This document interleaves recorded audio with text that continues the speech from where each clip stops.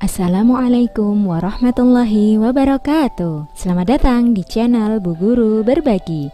Hari ini Bu Guru ingin mengajak kalian untuk belajar materi keberagaman sosial budaya di Indonesia pada muatan pelajaran PPKN kelas 5 tema 7. Nah, Bu Guru ingin tanya kepada kalian, apa itu budaya?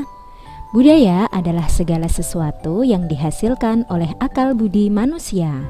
Fungsi kebudayaan adalah sebagai identitas bangsa dan sebagai kepribadian bangsa. Wujud budaya yaitu satu, gagasan atau ide, misalnya kepercayaan. Yang kedua yaitu tindakan, misalnya berupa upacara adat dan seni pertunjukan. Dan yang ketiga adalah benda, seperti pakaian adat, rumah adat, senjata tradisional, dan alat musik daerah.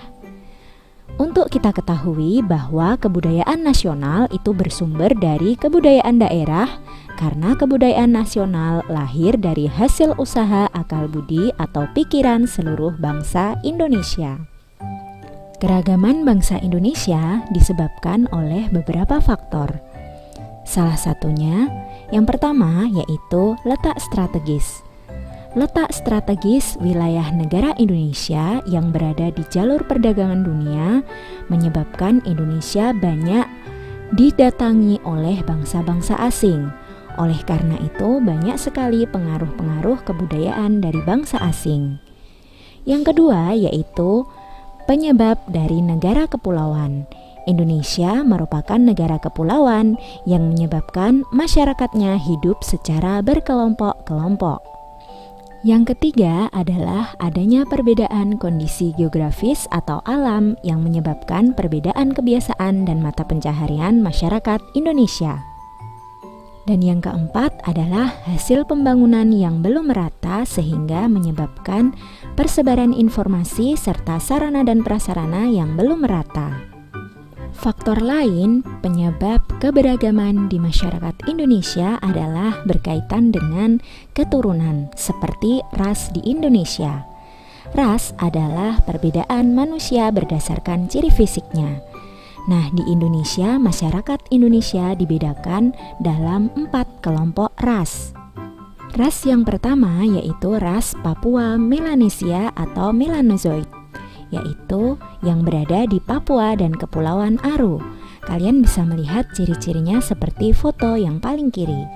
Kemudian ada ras Wedoid, yaitu yang dimiliki oleh suku Tomuna di Pulau Muna, suku Gayo di sekitar Danau Toba, suku Sakai di Siak, suku Mentawai di Kepulauan Mentawai, Sumatera. Kemudian ras yang ketiga yaitu ras Melayu Mongoloid. Ras Melayu Mongoloid dibedakan menjadi 2, yaitu Melayu Tua dan Melayu Muda.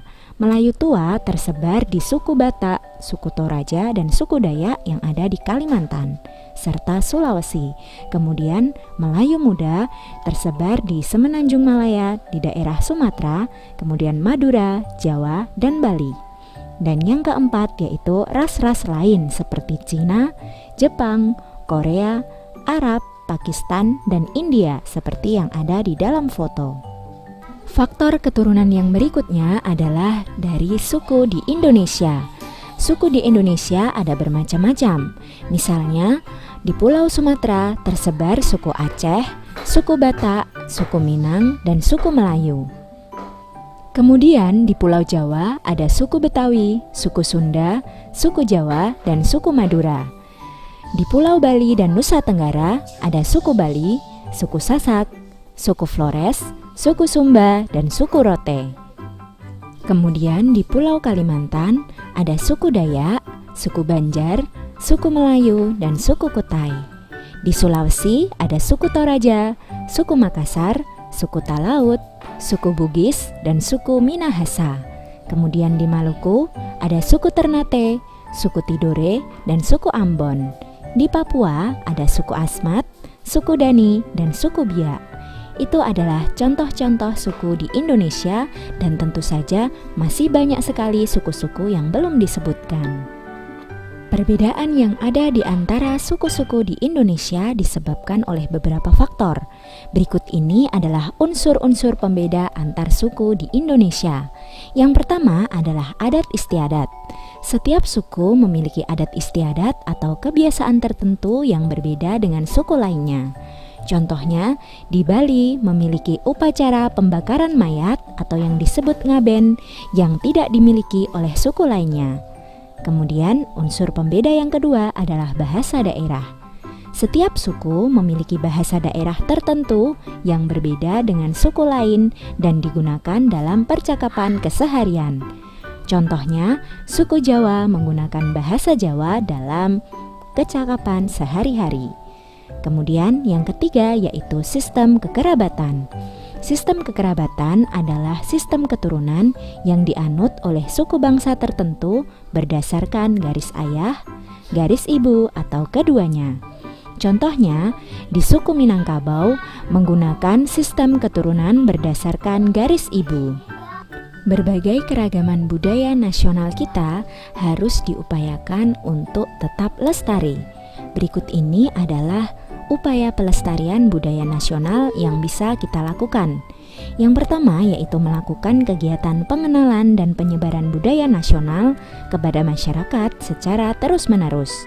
Yang kedua, melakukan kegiatan pengembangan budaya daerah dan nasional melalui pendidikan dan pengajaran. Yang ketiga, melakukan kegiatan penggalian situs-situs bersejarah dan pemeliharaan temuan-temuan sejarah.